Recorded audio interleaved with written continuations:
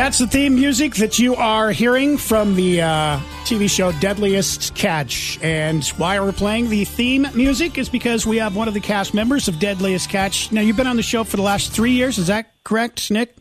4 years. Last 4 years. Nick Tokman, also known as Sunshine on the show. And you were on the Northwestern, correct? Started off on the Northwestern, went to the Time Bandit, and then for the past 2 years, I've been on the Saga with my friend Jake Anderson. Okay, and how did you get on the show? That's kind of an interesting story, isn't it? Yeah. Well, actually, I guess I got started out when I was down and out in college. I just saw it on TV. It looked like fun. I wanted to try it. And I saw it at my grandparents' place. Yeah, and then, I literally bought a plane ticket to go up to Alaska. My family was not really completely supportive of that, so they didn't, they cut off my funding for school if I did that. And they weren't doing it to be mean.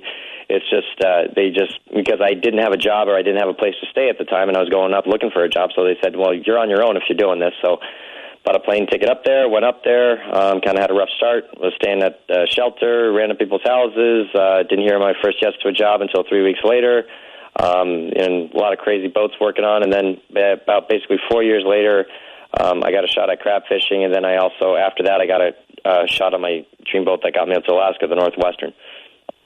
So how did, because there was something that I read about you filling up a gas tank with water?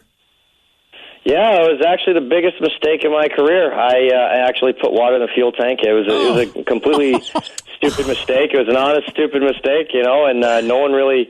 I originally, Sig offered me a job, and I originally turned down that job because Bill, it was his hip, he gave me the time of day when nobody else did, so I couldn't walk away from a guy like that. And it wasn't him that let me go. It was his superiors that owned the quota that said I was an insurance liability, so he was forced to let me go. But no one in the fleet wanted to hire me, and I was kind of, I basically, called up Sig and asked him, hey, is there a job still available? He goes, there might be something for blue crab, so I buy a plane ticket to Dutch Harbor. It was 3 days before the season, and my family and friends are telling me not to tell him because I won't get a job. And point blank, I tie up his fuel, his lines, and tie him up to the dock. And he goes, "Why aren't you on Hip's boat?" And I just told him the only thing that stuck out in my head was Mark Twain. When in doubt, tell the truth. And I told him I put water in the fuel tank, and I think he actually respected that I revealed such a mistake to him, and I think and then later he offered me a job. They call it the most dangerous job in the world, Deadliest Catch. On average, though, it makes it worth being on these boats because you made a lot of money, correct? I would say I was treated pretty well. I'll leave it at that. But yeah, I actually had one job offer. It was for starting salary was $150,000, I guess I could say, and worked my way up to $275,000 because of my made 1,600-ton license. And so the money can be pretty good sometimes. Keep in mind, this isn't for a full year either, right? Well, I would say it's probably about 6-7 months. But so you can make a $250,000 in 6 months. Did you have any? Have you ever had any close calls out there? Because it's really dangerous. There was one time I was on the Saga, and we took a couple of waves that were so bad that we were literally swimming on deck. That was one time. Another time I was on the Time Bandit, we took a wave, and I was stacking pots, and I noticed that the pot was moving back, so I held on for dear life. But if it wasn't for Scott Hillstrand, if he didn't wire up on the crane, I would have been smacked right up against another pot, and I would have got crushed. So I've had a few close calls. Those pots weigh, 800,000 pounds? So 800 pounds. Would have done some damage. With as much money as you can make, you've been on it for 4 years. You obviously sound like you like it, but now you're leaving.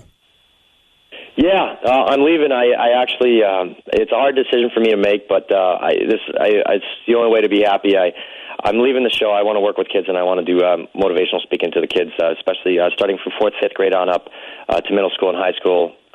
It's what I really, truly want to do. I'm completely passionate about it. I just want to tell them to go after what they want in life, and it is okay to be them. And not a stereotypical follow your dream speech, but more of like, do what you want to do. If you want to, if you want to be a car mechanic, be a car mechanic. If you have if you're pressured into having a respectable profession like an accountant, just do what you really want to do and make sure it's for you. And that's what I really just want to convey.